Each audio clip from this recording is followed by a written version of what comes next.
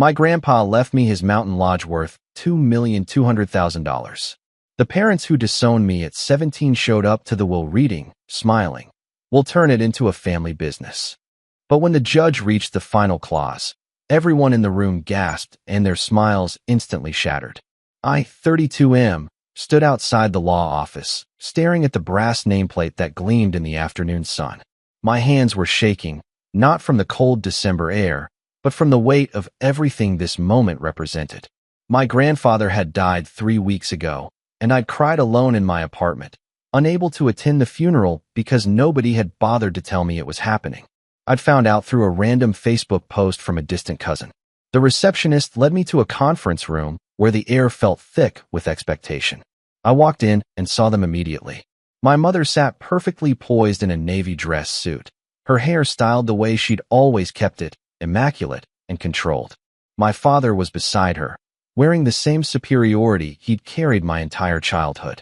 My younger brother lounged in his chair, scrolling through his phone with the casual indifference of someone who'd never been told no.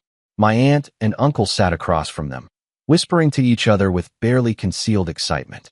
Nobody acknowledged me when I entered. My mother's eyes slid over me like I was part of the furniture, and my father didn't even look up from the documents he was pretending to review. 15 years of silence crystallized in that moment. 15 years since they'd thrown me out for refusing to give up my college fund to bail out my brother's failed business venture. 15 years since my father told me I was no longer his son because I wouldn't fall in line with their plans for my life. But my grandfather had been different. He'd found me 6 months after they kicked me out, working 2 jobs and sleeping on a friend's couch, trying to finish my degree. He'd shown up at the restaurant where I was washing dishes and told me he'd been looking for me everywhere. He hadn't known what happened. They'd told him I'd run away and wanted nothing to do with the family. He'd believed them until something hadn't sat right, and he'd hired someone to find me. From that day forward, he'd been my only family. He helped me finish school, came to my graduation when nobody else did, celebrated every promotion at the engineering firm where I'd built my career from nothing.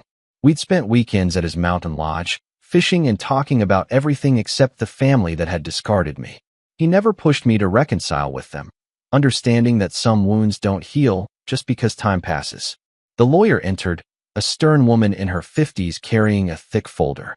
She introduced herself and began the reading without preamble.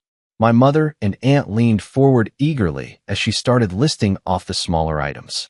My grandmother's jewelry went to my aunt. Some investments were divided between my brother and various cousins. My father received my grandfather's vintage car collection, something he'd apparently been coveting for years based on the satisfied smile that crossed his face. Then came the mountain lodge. The lawyer paused, looking directly at me for the first time, and I saw something in her expression that I couldn't quite read. She explained that the property had been recently appraised at $2.2 million. The lodge itself was pristine, sitting on 80 acres of prime mountain real estate with lake access, completely paid off and maintained impeccably. My grandfather had upgraded everything over the years, turning it into something that could easily become a high-end resort or corporate retreat center. My mother straightened in her chair, and I watched her exchange a look with my father that I recognized from childhood. It was the look they shared when they'd already decided something and were just waiting for everyone else to catch up. My father cleared his throat and announced that the family would need to discuss turning the property into a family business. My mother added that it was the perfect opportunity for everyone to come together to honor my grandfather's legacy by building something that would benefit all of us. My brother finally looked up from his phone, interest sparking in his eyes as he started talking about tourism revenue and vacation rentals. My aunt suggested they could run retreats there, maybe turn it into an event space for weddings. They were already spending the money, already carving up something that hadn't even been distributed yet. The entitlement was breathtaking. Nobody asked me what I thought. Nobody even glanced in my direction. I was just another piece of furniture in the room, invisible and irrelevant, exactly as I'd been 15 years ago when they decided my future without my input and then punished me for refusing to comply. The lawyer let them talk themselves out, her expression remaining carefully neutral. When the room finally quieted, she looked down at the document and began reading the clause that would determine the lodge's ownership. She read my name, and the room went completely silent. The mountain lodge, with all its contents, land, and associated accounts had been left entirely to me. My mother's mouth fell open. My father's face went from confident to confused to red with anger in the span of 3 seconds. My brother actually stood up, as if physical elevation would somehow change what he'd just heard. But the lawyer wasn't finished, and she held up one hand to forestall the explosion of protests. There was a final clause, she explained, written in my grandfather's own hand and properly witnessed. She pulled out a separate sheet of paper and began to read his words directly. My grandfather had written that he was leaving everything to me because I was the only one who'd ever visited him out of love rather than obligation or expectation. I was the only one who'd called just to talk, who'd helped him fix the dock without being asked, who'd sat with him during his chemotherapy treatments when everyone else was too busy.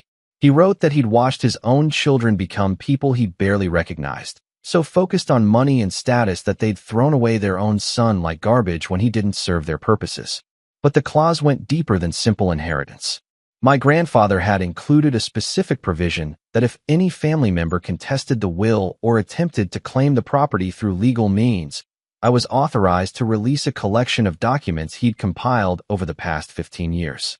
The lawyer produced a sealed envelope, noting that its contents included detailed financial records, communications, and evidence that my family had kept from me for years.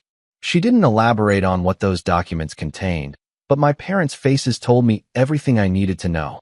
My mother had gone pale, and my father's anger had transformed into something that looked remarkably like fear. My grandfather, always thorough, had apparently been documenting their behavior, their lies, their manipulations, and he'd given me the nuclear option if they tried to take from me again what was rightfully mine. The lawyer continued reading. My grandfather had written that he hoped this inheritance would give me the foundation to build whatever life I wanted, free from the people who tried to control and diminish me. He hoped I'd use the lodge the way we'd always enjoyed it together, as a place of peace and authenticity. And if I chose to sell it or develop it or turn it into something entirely different, that was my choice to make, just as every choice about my life should have always been mine to make. He ended the clause with a direct message.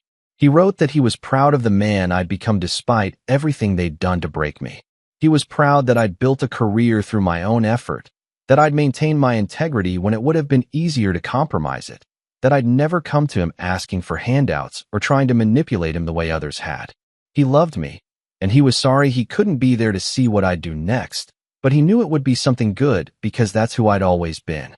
The room remained frozen in silence when she finished reading. I was crying, not caring who saw it or what they thought.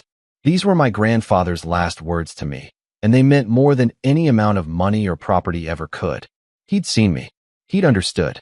And he'd made sure that his final act would protect me one last time from the people who'd already taken so much. My mother was the first to recover. She started talking fast, saying there must be some mistake, that my grandfather hadn't been in his right mind at the end, that we needed to discuss this as a family. My father was already reaching for his phone, probably to call their lawyer. My brother demanded to know what was in the envelope, his voice cracking with barely controlled panic. The lawyer cut through their noise with professional efficiency. The will was ironclad, she explained.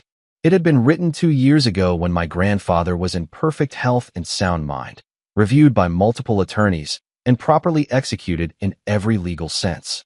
Any challenge would not only fail, but would trigger the release clause, and she suggested they consider very carefully whether they wanted those documents to become public record. My aunt tried a different approach.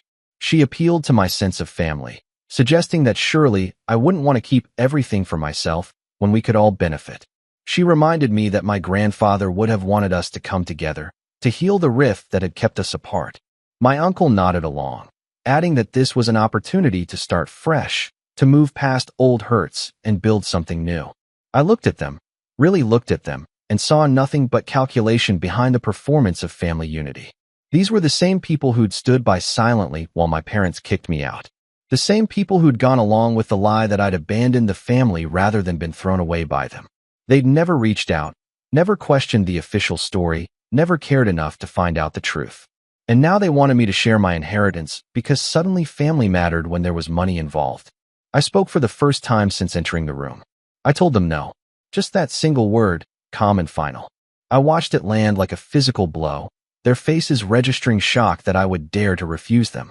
They'd become so accustomed to people accommodating their demands that genuine refusal seemed to genuinely confuse them. My father tried authority next, his voice taking on the tone he'd used when I was a child, commanding me to be reasonable, to think about what I was doing, to remember my obligations. I almost laughed at the absurdity of him talking to me about obligations after 15 years of pretending I didn't exist. I told him I didn't have any obligations to people who'd made it clear I wasn't their family anymore. I was simply honoring the wishes of the one person who'd actually loved me. My mother shifted tactics to guilt and grief. She talked about how hard this had been for everyone, how my grandfather's death was a tragedy, how we shouldn't let money tear us apart during such a difficult time. The performance was impressive, tears actually welling in her eyes as she spoke about family bonds and healing. But I remembered being 17 and desperate, begging them to reconsider, and seeing those same eyes look at me with cold indifference when I wouldn't give up my college fund for my brother's fourth failed business idea. The lawyer gathered her documents and told everyone that the reading was complete.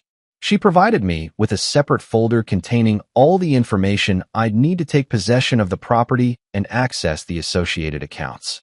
She also gave me the sealed envelope, noting that I should keep it somewhere secure. As she packed up to leave, she mentioned quietly that my grandfather had spoken highly of me during their meetings, that he'd been very specific about his intentions, and that she'd be available if I needed any assistance dealing with challenges to the will. My family didn't leave immediately. They clustered together, whispering urgently, shooting looks in my direction that ranged from angry to calculating. I could see them trying to figure out an angle, a way to manipulate or pressure or guilt me into sharing what my grandfather had wanted me to have. My brother approached, trying for a casual tone as he suggested we grab coffee and talk about this like adults. I declined and walked toward the exit. My mother called after me, her voice sharp with desperation now that the other approaches had failed. She said I was being selfish, that I was spitting on my grandfather's memory by refusing to include the family. The irony of her calling me selfish was so profound I actually stopped and turned around. I asked her if she remembered what she'd said to me the last time we spoke, the day she told me to pack my things and get out. She'd said I was selfish for putting my education ahead of family, that I was ungrateful for not helping my brother when he needed me, that if I walked out that door, I was choosing to be alone. She stared at me, and I could see her trying to recalibrate, to find some response that would give her back control of the narrative. I told her she'd been right about one thing. I had chosen to be alone rather than let them bleed me dry like they'd tried to do to my grandfather for years. And that choice had led me to build a life I was proud of, to become someone my grandfather respected enough to trust with his legacy. I told her I was grateful for that lesson, even if she hadn't intended to teach it. I left them standing in that conference room, their faces showing every emotion except the one that might have actually moved me, genuine remorse. I walked out into the December cold, feeling lighter than I had in years, carrying the folder that represented not just financial security, but validation that I'd been right to stand my ground all those years ago. Update 1. The first few weeks after the will reading were surprisingly quiet. I'd expected legal challenges, harassment, maybe even attempts at manipulation through extended family members. Instead, there was nothing. No calls, no letters, no flying monkeys dispatched to change my mind. The silence was almost eerie after the drama of that day in the lawyer's office. I drove up to the mountain lodge on a Friday afternoon, taking the winding road through pine forest that opened occasionally to reveal stunning valley views. I'd been here hundreds of times with my grandfather, but approaching it as the owner felt surreal. The property was even more beautiful than I remembered. The main lodge was a sprawling timber structure with floor-to-ceiling windows, a wraparound porch, and a stone chimney that rose 3 stories. The guest cabins dotted the property like something from a luxury resort, each one maintained perfectly. I spent the weekend going through everything, finding my grandfather's presence in every carefully maintained detail. His fishing equipment was organized in the shed exactly as he'd always kept it. His favorite chair sat by the fireplace, the leather worn in the shape of his body. In his desk, I found folders full of memories, photographs of us together over the years, articles I'd written for industry publications that he'd printed and saved, even the card I'd sent him after my first promotion. I also found his journals. He'd been documenting everything, just as the lawyer had suggested. Years of conversations with my parents where they'd asked for money, made demands, expected him to bail out their various schemes. He'd recorded my brother's 6 failed businesses, each one funded partially by family money that was never repaid. He'd documented the lies they'd told about me, the ways they'd tried to turn him against me, their attempts to manipulate him into cutting me out of his life entirely. But he'd also documented the truth. Our conversations, the times I'd helped him without being asked, the relationship we'd built based on genuine affection rather than obligation or expectation. Reading his words about me made me cry all over again. He'd written that I reminded him of who he'd been before money and property had complicated everything, before his own children had started seeing him as a resource rather than a person. The envelope the lawyer had given me contained even more damaging information. Financial records showing that my parents had taken nearly $400,000 from my grandfather over the years, always with promises to repay that never materialized. Communications where my mother had explicitly discussed strategies for getting me out of the will. Even a recorded conversation where my father and brother had discussed challenging my grandfather's competency if he didn't distribute his assets the way they wanted. I understood now why they'd gone quiet. They knew what I had, and they knew that any legal challenge would bring it all into the open. The fear on their faces during the will reading made sense. My grandfather hadn't just protected my inheritance. He'd created a deterrent so powerful that even their greed couldn't overcome their desire to keep their reputations intact. I spent 3 months deciding what to do with the property. I considered keeping it as is, using it as my grandfather, and I had used it. I thought about developing it into the resort my family had envisioned, proving I could build something successful from what he'd given me. I even entertained the idea of selling it and using the money for something entirely different. In the end, I chose a path that felt true to both my grandfather's values and my own vision. I turned the property into a retreat center for young people aging out of foster care. The main lodge became a skills training center where we taught practical life skills, financial literacy, and career development. The guest cabins housed participants in our 3-month program. We brought in counselors, mentors, and professionals from various industries to help kids who'd been discarded by the system build foundations for their futures. I named it after my grandfather, and I poured not just his money but my own time and energy into making it something that would have made him proud. We launched 6 months ago, and we've already helped 43 young people transition into independence. Some went on to college, others to trade schools or entry-level positions we helped them secure. Every single one left with more support and resources than I'd had when my family threw me away. Update 2. The news about the retreat center spread through local media, then picked up regionally when a human interest story highlighted one of our success stories. A young woman who'd aged out of foster care at 18, spent 2 years homeless, and came through our program had just been accepted to nursing school with a full scholarship. The reporter mentioned the property's value and my family connection, apparently finding it noteworthy that someone would convert a multi-million-dollar property into a nonprofit instead of maximizing its profit potential. That's when my family came back. My mother called first, her voice warm and congratulatory in a way that immediately set off alarm bells. She told me she'd seen the news coverage and was so proud of what I'd accomplished. She said my grandfather would have loved what I was doing with the property. She suggested we should get together for dinner, just to catch up, to bridge the gap that had grown between us. I declined politely. She called back 3 more times that week, each message escalating from warm to frustrated to demanding. My father sent an email explaining that they'd been giving me space to process my grief, but now that I was clearly thinking about legacy and family values, perhaps it was time to reconnect. My brother showed up at the retreat center unannounced, trying to push his way past our security to talk to me about an opportunity he wanted to discuss. My aunt and uncle took a different approach.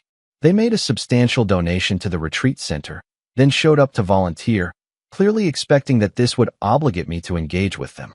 When I had our administrator thank them for the donation and politely decline their volunteer application, my aunt sent a long letter about forgiveness and family healing, suggesting that I was being petty and vindictive by excluding them from my life. The truth they couldn't accept was simpler than vindictiveness. I'd built something beautiful from what my grandfather left me, and I had no intention of allowing the people who tried to tear me down to claim any part of it. They wanted association with success they hadn't contributed to, credit for generosity they'd never shown, and rehabilitation of reputations they'd earned through their own choices. I didn't need their approval, their involvement, or their performance of family unity. The young people who came through our program became my family in ways that mattered more than blood. I watched kids who'd been abandoned by every system designed to protect them learn to trust again, to believe in their own potential, to build futures they'd been told they didn't deserve. That meant more to me than any reconciliation with people who only valued me now that I had something they wanted to be associated with. My grandfather's final gift wasn't just the property or the money. It was the validation that I'd been right to protect myself, the confirmation that genuine relationships matter more than obligatory ones, and the freedom to build something meaningful without interference from people who'd proven they couldn't be trusted with my well-being. Every kid who walks through our doors and finds a chance they thought they'd never have is proof that he chose right, that I chose right, and that some wounds don't need to heal if the scar tissue is stronger than what came before.